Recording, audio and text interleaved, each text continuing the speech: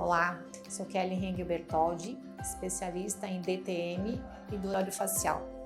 Hoje eu gostaria de falar para vocês sobre uma das ferramentas para tratar do bruxismo de vigília.